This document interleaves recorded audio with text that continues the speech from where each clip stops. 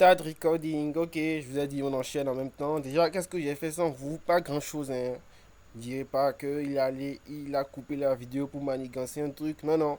J'ai juste mis tous les PC ici en DHCP. Le DHCP s'est bien déroulé. Tous nos PC ont maintenant une adresse IP de leur propre VLAN. Donc, c'est bon. Maintenant, OSPF. Ok. Déjà, je vous montre qu'il n'y a aucune commande OSPF. Déjà, c'est show OSPF. Non, show IP OSPF neighbor. Ok, il n'y a pas encore de config OSPF. Donc, conft sans plus tarder, on y va. Je fais routeur OSPF 1, routeur ID 1.1.1. Maintenant, nous allons spécifier tous nos réseaux. Et nous avons quatre réseaux. Nous avons le réseau du lien one et le réseau de nos 3 VLAN. Donc, je fais network et 172.20.0. Le wildcard. Le wildcard, oui, je crois que c'est le wildcard qu'on met ici, non? OSPF. Oui, je crois que c'est le wildcard. 0, le wildcard correspondant à 1/23, c'est, je vous ai déjà montré comment on calcule, c'est 10.1.255. Ah ouais, il faut spécifier la zone. 0.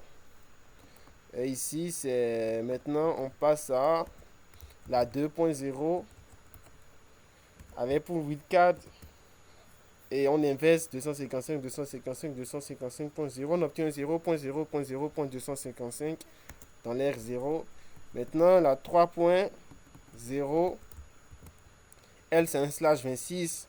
Le wildcard correspondant, c'est combien déjà? 0.0.0.63 192. D'abord, je confirme, je crois que c'est 192, 255 moins 192. Ok, donc le wildcard est correct, c'est bien ça. On spécifie maintenant le lien de notre réseau one 00. Le wildcard c'est 1/30, donc 00 252 255 moins 252 3. On met dans l'air 0 10 0 0 0 0 0 0 3. Je crois que c'est bon. Et il y a quoi spécifier encore? Arrière auto. Non, ça on n'en a pas besoin. Network. Hésite. Je sauvegarde mes configs. Do write. Bon, on fait de même ici au niveau du routeur R2. Déjà, je vous montre. Il n'y a aucune config. OSPF neighbor. Ok. Je fais conft. Je fais et routeur OSPF 1. Routeur ID. Les ID doivent être différents au niveau de chaque routeur. Et je fais quoi maintenant? Ensuite, qu'est-ce que je fais? Ok, je spécifie le premier réseau que notre routeur connaît, la 10.0.0 et le wildcard.3 et l'air 0. Ensuite, je spécifie notre deuxième réseau, c'est la 8.0.0, 8.0.0 et c'est un slash 8, donc 255.0.0.0 inversé, ça donne 0.255.255.255.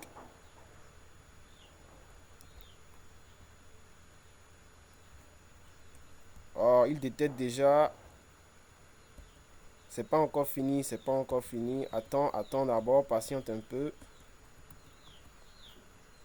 L'air 0, je fais network 8.0.0.0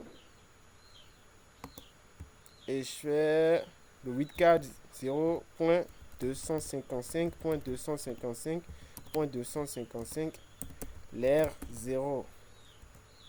Je fais exit, on n'oublie pas de sauvegarder, do write. Maintenant, je ressors pour voir la magie de la chose. Je fais show IP OSPF neighbor. Ok, c'est bien, ils se connaissent déjà via le lien. Donc,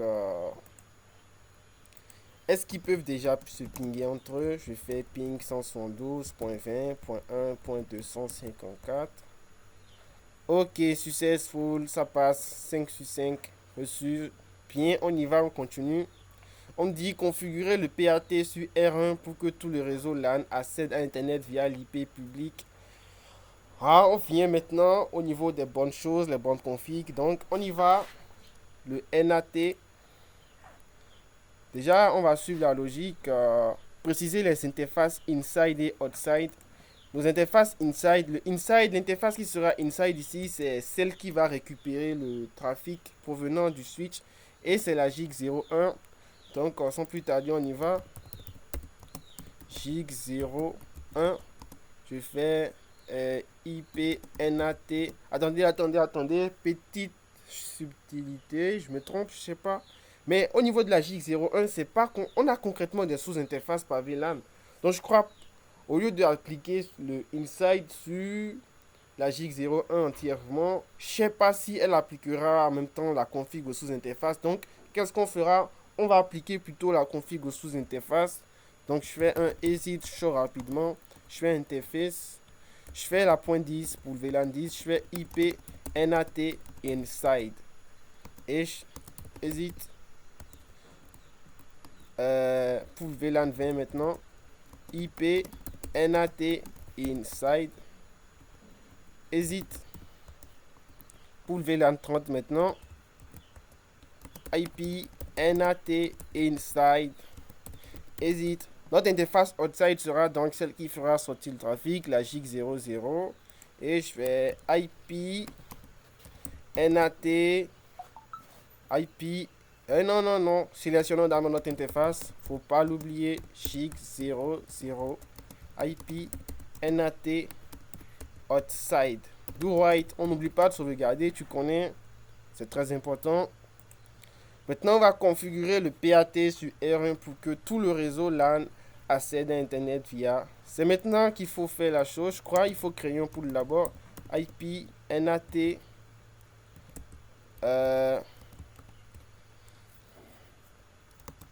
inside pool.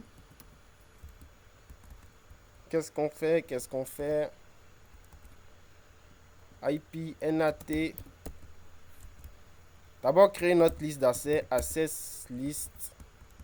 Oh non, je suis dans une config d'interface. Il faut sortir d'abord, heureusement. IP NAT pool.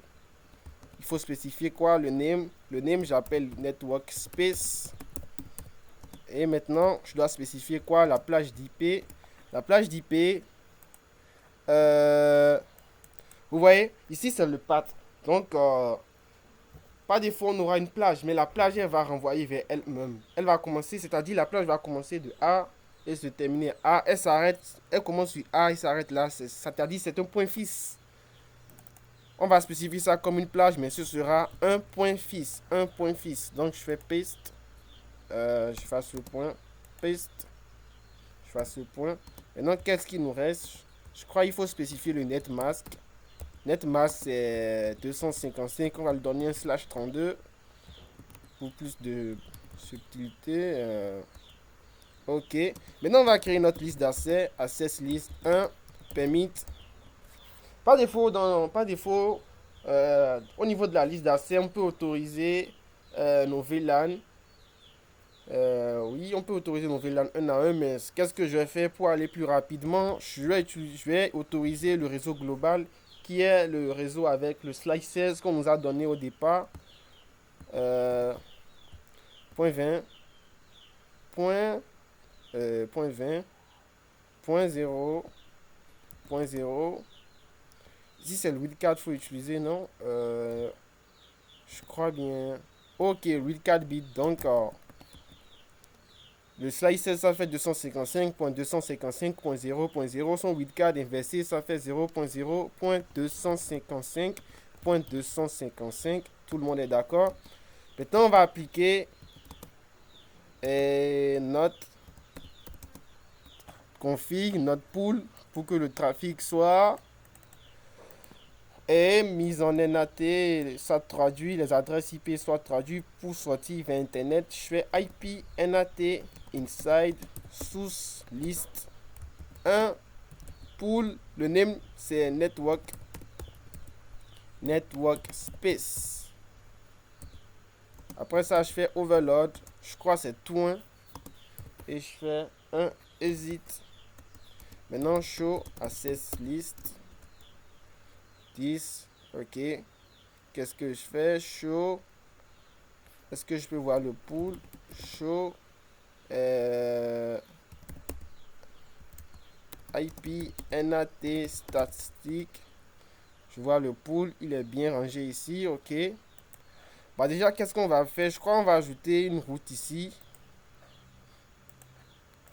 Parce que quand ils vont sortir d'ici, nos paquets seront du 203 points et nos adresses IP seront traduites en adresse publique fils, auront la même IP. Et quand ils viendront ici, je vais dire à ce réseau, quand tu reçois une IP de ce réseau, la 203.0, tu renvoies vers l'interface 10.0.0.1.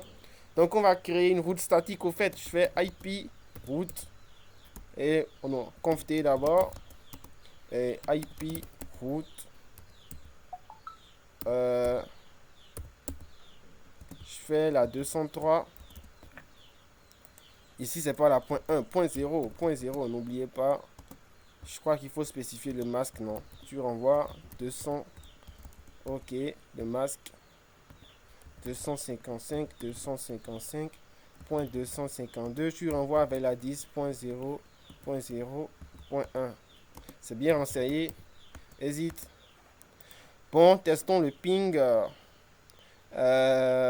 Déjà, je fais un debug ici. Debug IP NAT pour voir la traduction en temps réel. Je fais show IP NAT translation. C'est le moment de vérité. Faut que ça ping. Tu connais. Ping T. Je vais pinguer en continu. Allez, ping. S'il te plaît, ping. S'il te plaît. Ok, vous voyez, ça passe. On voit le path. C'est une très bonne chose. Déjà, vous voyez la source 172.20.0.1. La destination. L'adresse est effectivement traduite. Et la traduction plutôt. Ici, la destination, notre serveur ici, le serveur Internet. Celui qui joue le rôle d'Internet. Pour la preuve, vous verrez, notre source, c'est lui effectivement qui a lancé le ping. J'interromps le ping. Et allons vérifier son IP. Vous voyez, c'est la fin. La 0.1. Et la source ici, c'était la 0.1. Donc, c'est parfait. On y va, on continue. C'est carré, tout est parfait.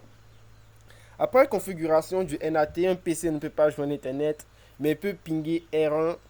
Quelle est la cause la plus probable? Déjà, s'il ne peut pas joindre Internet, mais peut pinguer R1, ça veut dire qu'il est déjà dans le bon VLAN. Il arrive à pinguer sa passerelle. Donc, moi, je dirais que la cause la plus probable, c'est au niveau plutôt de l'ACL. C'est que les configs ont été bien mises en place, mais au niveau de l'access list, vous savez, les ACL, on a fait un access list permit IP. Donc, il va autoriser les IP qu'on a spécifiées, toute la plage globale. Et si la plage a été mal spécifiée, imaginez que le PC, donc, il peut arriver que le PC ait une IP qui ne soit pas comprise dans la plage, faute de mauvaise config. Donc, il arrive à pinguer sa passerelle et n'arrive pas à pinguer Internet. Donc, je crois que c'est la cause la plus probable. Bon, on y va. On me dit, question 27. Je fais un debug, je désactive le debug. Un debug all, non. Pour désactiver, c'est quoi? Oui, un debug all. Je fais conf t. Et je fais maintenant, qu'est-ce que je fais? On est à quelle question? Créer une ACL étendue qui empêche le VLAN comptabilité d'accéder au VLAN RH. VLAN comptabilité, déjà, c'est le VLAN 10. Donc, IP access list extend. Je fais, comment je vais l'appeler? Je lui fais deny compte. Ok. Je fais, on nous a dit quoi? Il ne doit pas accéder à il ne doit pas accéder au RH. Donc, je fais deny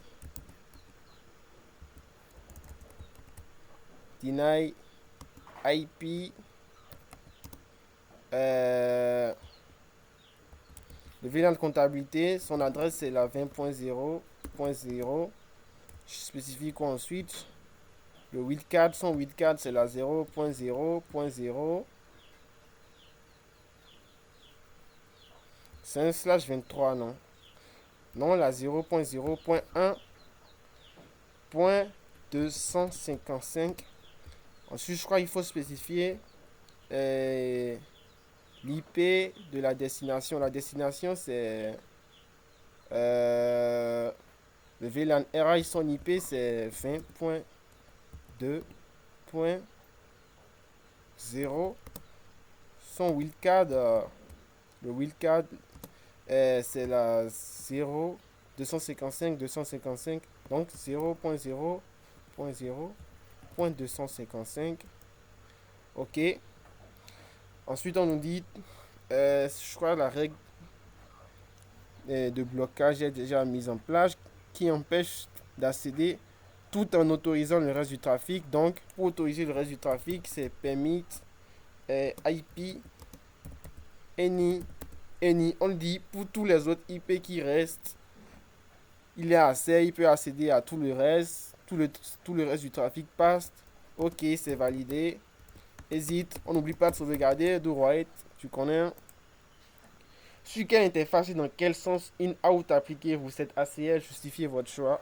Bon, sur quelle interface? C'est une ACL étendue. Déjà, je vous ai dit dans la vidéo sur les configs ACL, je vous ai dit les ACL s'appliquent le plus proche de la source.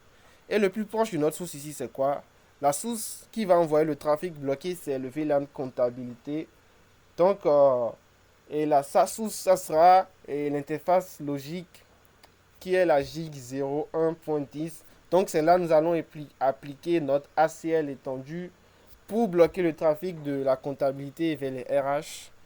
Mais avant la mise en place, testons d'abord, nous verrons que le ping entre les RH et la comptabilité passe. Mais après la mise en place de notre ACL, ce paramètre sera différent. Je crois qu'il y a un 2. Oui, la 2.1 est disponible. Qu'est-ce que tu me fous là? Tu ping. Ok, c'est bien, le ping passe. Est-ce qu'on nous dit de l'appliquer déjà?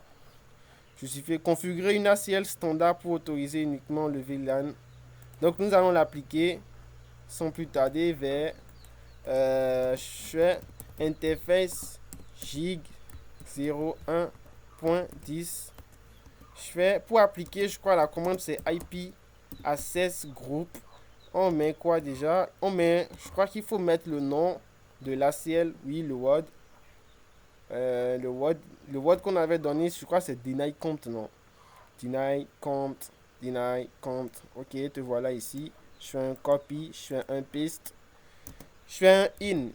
Le in, voilà, le in, pourquoi? Parce que le in, le trafic est rejeté dès le départ si c'est pas autorisé. Le out, au fait, ça va fatiguer notre routeur. Imagine, c'est que le trafic sera vérifié en sortie au lieu d'être vérifié dès le départ. Donc, ça va consommer. Imaginez le trafic est bloqué, ça va consommer de la bande passante pour rien sur notre réseau. Et Nous, on veut pas ça. On veut de bonnes performances. On cherche à optimiser notre réseau. Donc, je le laisse en in. Et je do right. Bah, l'autre vérité, retestons le ping. Il doit pas passer normalement. Ok, vous voyez, c'est bloqué. Destination hot, unreachable. Ça veut dire, t'as pas assez, cherche pas à y accéder. Mais vous verrez, il sera en mesure de pinguer la 30. Je fais un 3.1, la direction. Qu'est-ce que je me fous là? Tu ping. Ok, c'est parfait déjà. Bah, maintenant, on nous dit quoi?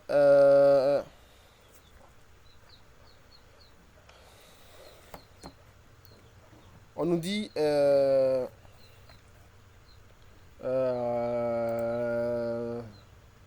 créer une ACL étendue, configurer une ACL standard pour autoriser uniquement le VLAN direction A accéder au routeur en SSH. en SSH. En SSH, déjà, c'est pas trop compliqué. Configurons le SSH ici d'abord. Je fais exit do write et je fais IP domaine name dans conft IP domaine name, oui, c'est domaine name. Je fais network space point com et je fais username. Nous allons les appeler comment? Bon, appelons la direction. Il y a trop d'admin dans les tutos. Privilège, je lui mets quel privilège? Je lui mets le privilège 15 et je lui dis secrète pour lui donner un mot de passe. Bon, quel mot de passe allons lui donner? Allez, on va faire un truc hyper bête. Azeti 1, 2, 3. Donnez jamais ce mot de passe, n'utilisez jamais le mot de passe. Azeti 1, 2, 3. Ouais, AZ 1, 2, 3. C'est encore un peu. Mais ça reste faible comme mot de passe. Bon, on ajoute un arrobase pour trahir, pour le faire déranger en fait. Mais sinon, ce mot de passe est hyper faible. On continue. Je fais crypto, key, RSA. Ski déjà. Allez, petite pause. Ah bah non, il a raccroché. Crypto, key, generate, RSA plutôt. Generate, RSA. On va partir sur lequel? Partons sur de la 4096. Le plus haut. EIP. Ok, petite pause. Une pause. Ok, on continue. Bah, j'étais où déjà? Et un conft. Je crois qu'il fallait entrer la commande IP SSH version 2. Ok. Maintenant, je devais activer les lines VTY 04 parce que c'est elle qui transporte le SSH. Je fais line VTY 04. Je fais transport input SSH. Je fais login local pour activer la connexion. Et je fais. D'abord, on va tester la connexion sans la mise en place de l'ACL. C'est où déjà?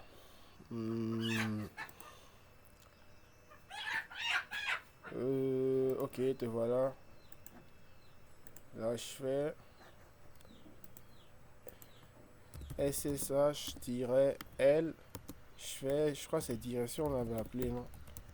Lui, et maintenant, tu mets l'adresse de sa passerelle. C'est le VLAN 20, donc 1.254. Password, je crois que c'était AZ 1, 2, 3, arrobase.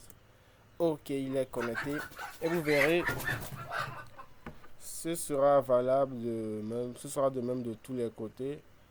Donc, mettons en place notre ACL. Je fais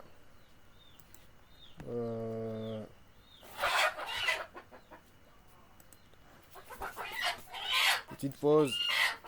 Ok, on continue. On ira très rapidement. Le Bluetooth vient de s'éteindre. Je pause. Faut que je change de micro. Ok, on reprend. Je reconnecte mon micro. Bah, il n'est pas trop chargé. Est-ce que ça va suffire pour le reste de la vidéo? Mais bon, ok. Je ne suis pas perdu, hein. On vous connaît. Je suis pas allé me chercher. C'est juste que je suis pas dans un endroit trop bien pour. Mais on va finir le tutoriel. On était où?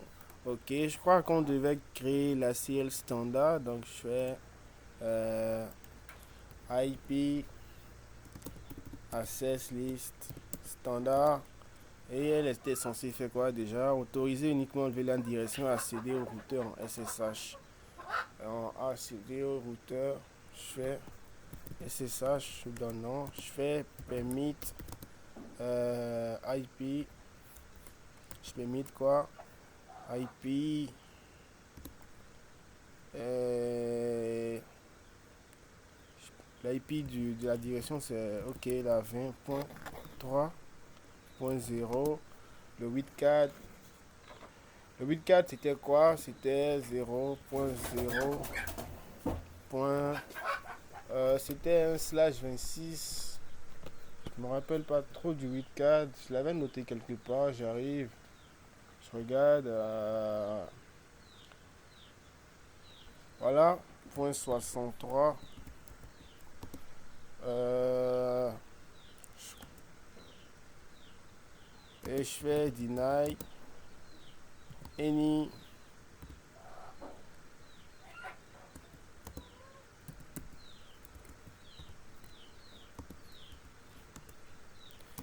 OK. Donc je fais exit. Maintenant nous allons appliquer l'ACL standard. Nous allons l'appliquer où l'ACL standard s'applique. Elle va s'appliquer au niveau de la sortie. Et la sortie ici, c'est les lines VTY qui vont transporter le SSH. Donc, nous allons l'appliquer au niveau des lines VTY. Line VTY 0 à 4. Ce qu'on avait configuré. Je fais IP. Non, ici, c'est access class, si je me rappelle. Access class. Il faut mettre le nom, c'est SSH. Et je fais un in. Je fais un exit. Maintenant, je reteste la connexion SSH. Ah, petite pause, petite pause. Je crois bien. Ce truc-là, je vais le finir le soir. Je vais le finir le soir. Ok, on continue. Petit switch rapide. Bon, on était déjà où? Je crois qu'on était au niveau des ACL. Non, je me rappelle même pas. Non, oui, ACL, SSH. Est-ce qu'on l'avait déjà appliqué? Oui. Euh, Bah, ok, je devais tester si la commande SSH pour voir si elle était déjà passée. On avait déjà appliqué la ciel si je me rappelle. Donc, SSH-L. C'est -L, non. SSH-L. Je fais direction. Et je mets la passerelle de ce type là. Ça fait 20.1.254. Ok, la connexion a été refusée. C'est fantastique. On essaie avec lui.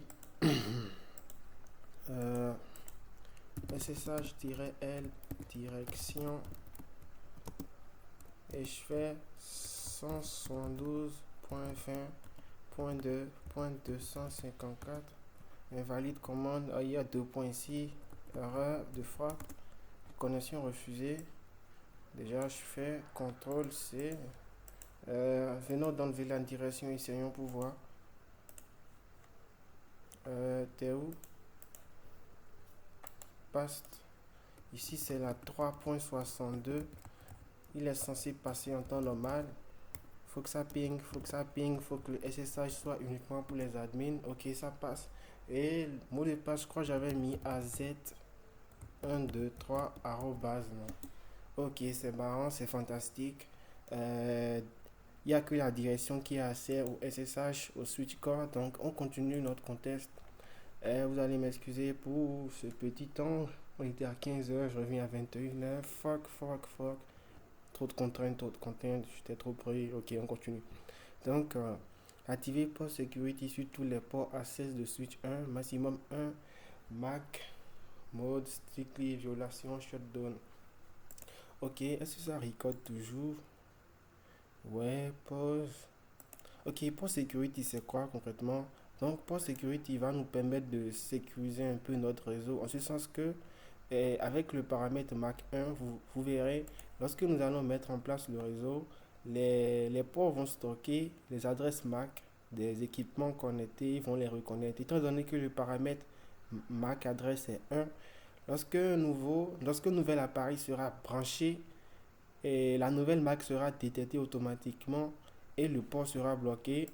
Ici, on dit violation shutdown. Donc, la violation va permettre l'extinction du port et le port va s'éteindre. Donc, imaginez votre attaquant, il branche un équipement là, il espère faire des choses, des sales trucs. Donc vous voyez, avec ce truc activé déjà là, il est bloqué, le port shutdown, il n'y a assez à rien. Il n'a assez à rien. Ok, on nous dit de l'activer sur le switch 1. Donc je vais vous montrer comment l'activer. Je fais vn conf t, je fais switch port.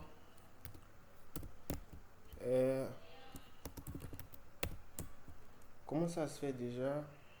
En conf t switch.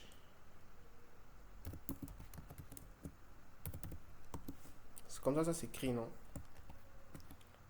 Conf t VLAN 10. Mais pourquoi il répond pas? Switch port security. J'arrive, je vérifie l'autographe. Switch. Ah ouais, j'oubliais, c'est pas. Il faut sélectionner les interfaces. Oh putain. On a interface. Parce que c'est sur des interfaces, ça s'active. Range FA01 à 3. Je fais switch port security. Ok. Je fais switch port security maximum 1. Ok. Et je fais switch port security MAC adresse stickline. Oui. Après ça, j'active la violation shutdown. Switch port security violation shutdown. Déjà, on sauvegarde au roi, on n'oublie pas de sauvegarder. Ouais, le contexte nous dit de l'activer sur le switch 1, mais pour plus de sécurité, vous pouvez l'activer sur tous vos switches, c'est préférable. Donc, on continue. Activer DHCP snooping sur les VLAN 10, 20 et 30. Quel port doit être configuré en trusted et pourquoi? Activer DHCP snooping sur les VLAN 20 et 30. 20, 10, 10, 20, 30. Déjà, ça veut dire qu'on va activer DHCP snooping sur tous nos switches ici. Hein. On dit quel port va être configuré en trusted et pourquoi? Ce sont nos ports, nos liaisons trunk qui laissent passer les VLAN qu'on va mettre en trusted. Pourquoi? Parce que c'est elles qui vont nous permettre de dénicher le trafic DHCP ici. Ici, le trunk viendra ici. Le trafic passe. Il faut que le trunk ici, il opère aussi pour le trafic. Donc, ainsi de suite. Donc, je crois, oui, ce sera. Si vous voulez, si on ne met pas ces ports en trusted et on essaie d'acquérir des adresses via DHCP, vous verrez qu'elles seront bloquées. On fait un essai. Je fais un exit. Je fais comment IP DHCP snooping. Ok. Et déjà, le DHCP snooping vient d'être activé. Je passe en statique ici et j'essaie de revenir au DHCP. Normalement, soit doit refuser parce que le port FA04 ici n'est pas, et comment dirais-je, n'est pas. Petite pause.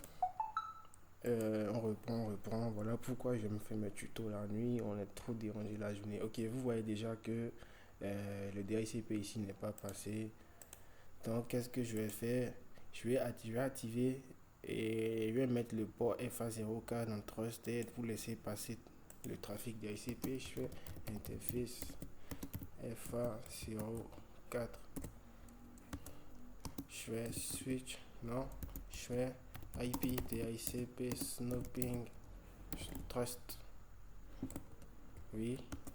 Ok. Et je fais tout right. On n'oublie pas de sauvegarder. Maintenant, je reprends ici. Vous verrez que le DHCP passe à nouveau. Il doit passer normalement.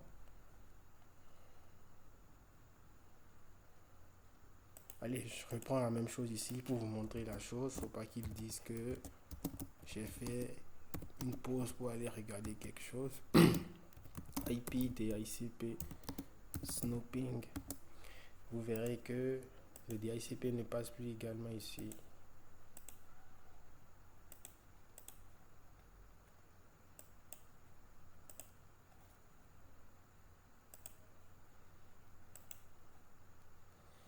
Il me dit quoi? Qu'il échoue. Mais c'est faux. IP DHCP Snooping Trust FA04, c'est la FA04 qui prend notre trafic DHCP ici. Ouais, celle qui est reliée au routeur.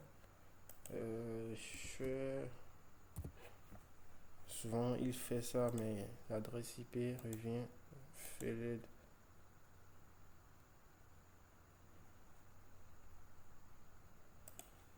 Déjà, hésite. Show DHCP. Show IP DHCP. Oh non. C'est quoi? Ok, on continue. Show IP DHCP snooping. Ok, trusted FA04, il est en trusted. Oui, mais pourquoi le trafic passe pas? Est-ce qu'il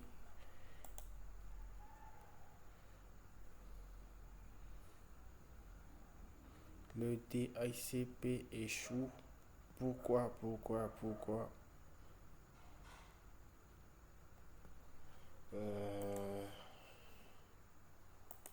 Et ici.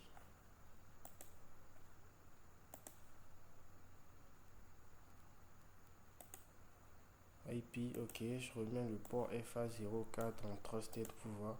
Interface FA04 IP DHCP Snooping Trust. Right.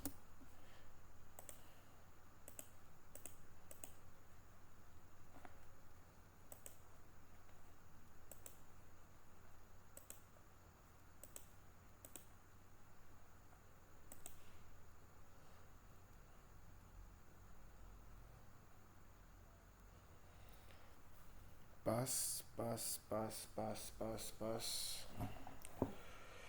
Ça échoue.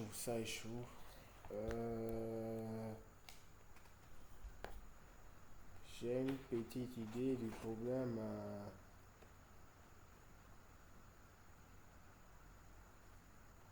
Je crois.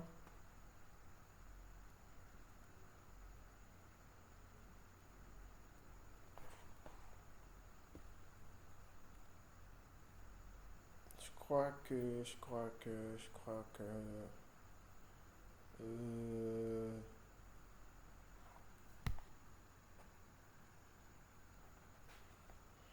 nous allons entrer la commande suivante. No IP DHCP Snooping. Nous allons désactiver l'option 82. Je vais voir ce qu'il fait. No IP DHCP Snooping Information Option. Maintenant, je réessaie.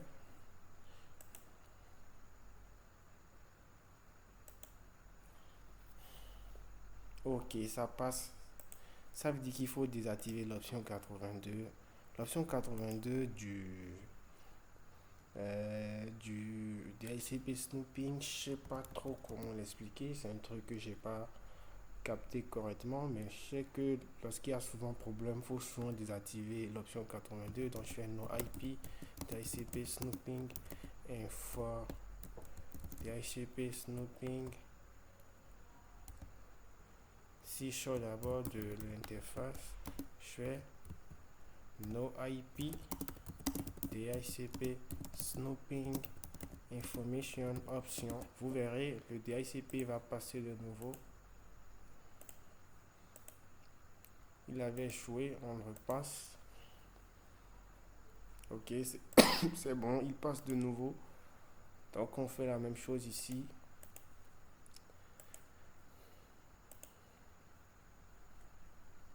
Ici, on n'a pas encore activé le DHCP Snooping.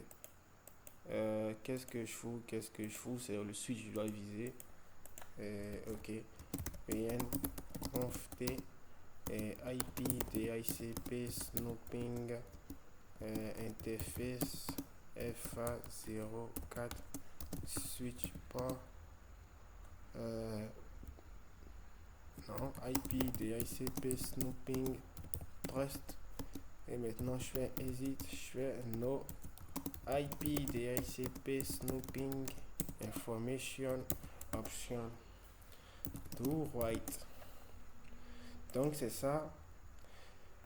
Mais je crois qu'on a fait une erreur. On disait d'activer uniquement sur le VLAN 10, 20, 30. Donc je crois qu'il fallait faire IP, DHCP, snooping. Est-ce qu'on peut spécifier le VLAN? Oui. Il fallait faire le VLAN et entrer 10, 20, 30 sur chaque switch pour l'activer. Mais en gros, ce que je viens de faire, là, on a activé le DHCP snooping sur tout le switch. Bon, la sécurité est plus renforcée.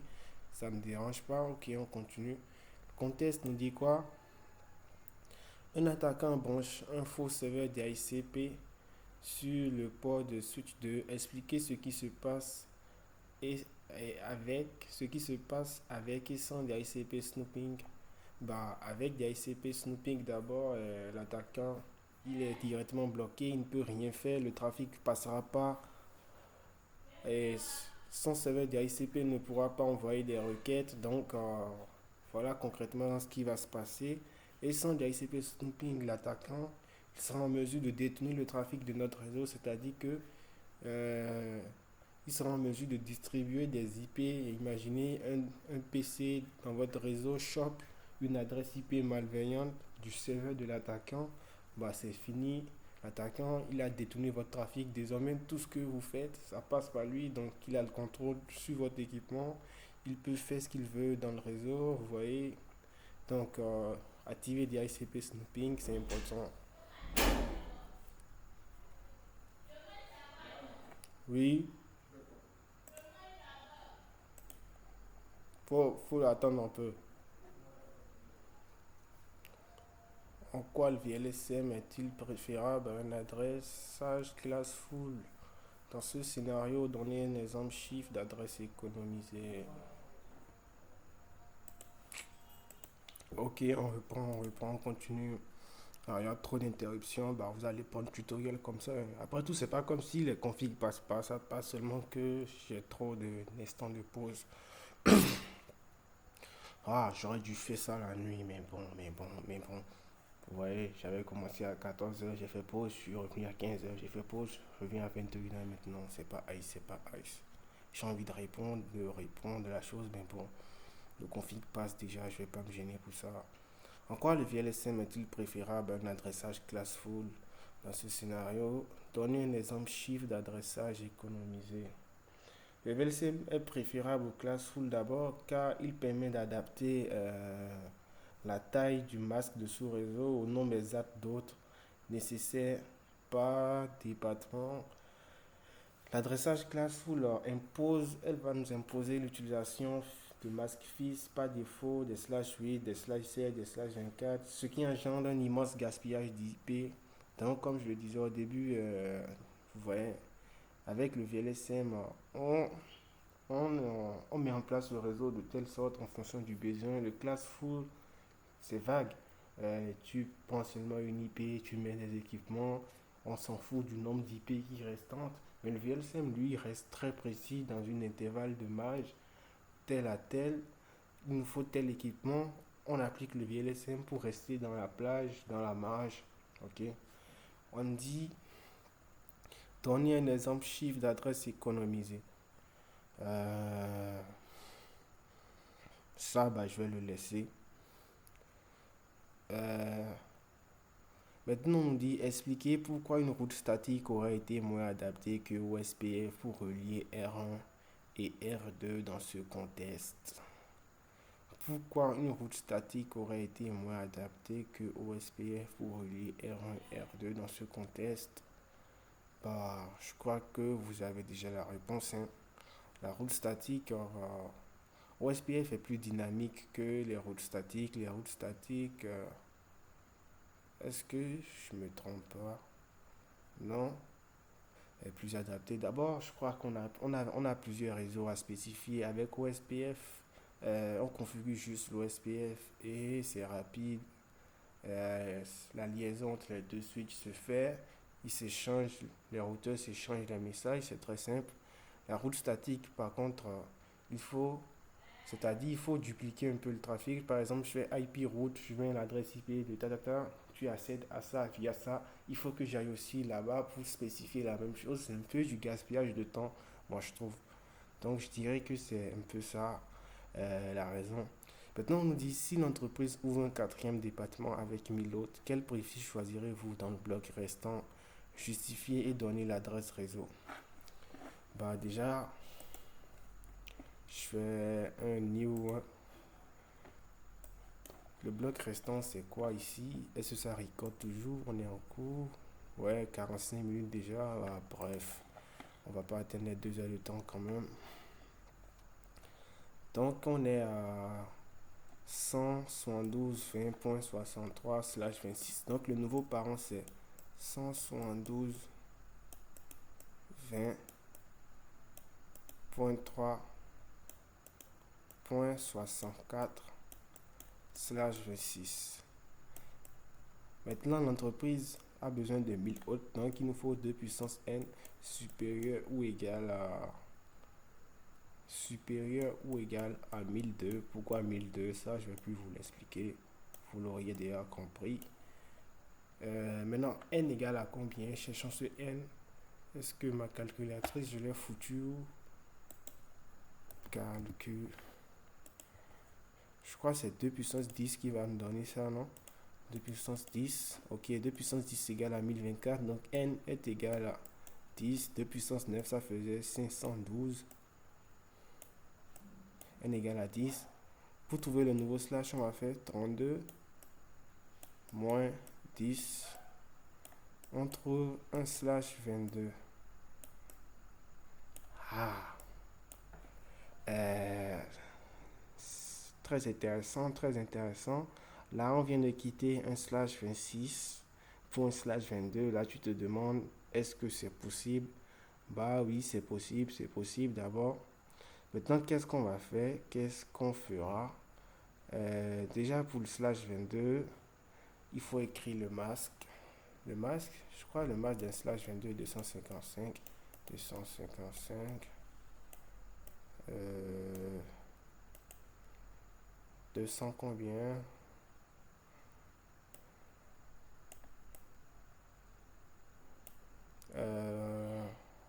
Le masque d'un slash 22. D'un slash 22.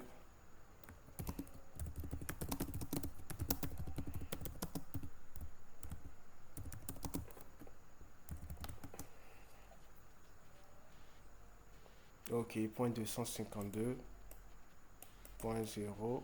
Et là, j'applique cette règle. Je fais 256 moins le dernier octet différent de 255. Donc 256 moins 252. Ici, on obtient, ça fait 4. Donc ça veut dire que notre réseau contenant 1024 autres et va avancer de 4 blocs, pas bon de 4. Et nous avons les blocs de 4, nous avons de 0 à 3, 4 à 7, 4 à 7, 7 à 11. Vous voyez un peu le truc. Mais ici, il y a un petit piège. Les blocs de 0 à 3 sont déjà utilisés par nos VLAN, comptabilité, RH et digression. Donc si nous prenons le même bloc pour le nouveau besoin de 1000 hôtes, nous aurons des soucis. On risque d'avoir un surmontage d'adresse IP, ce qui va engendrer des choses pas très bonnes dans notre réseau.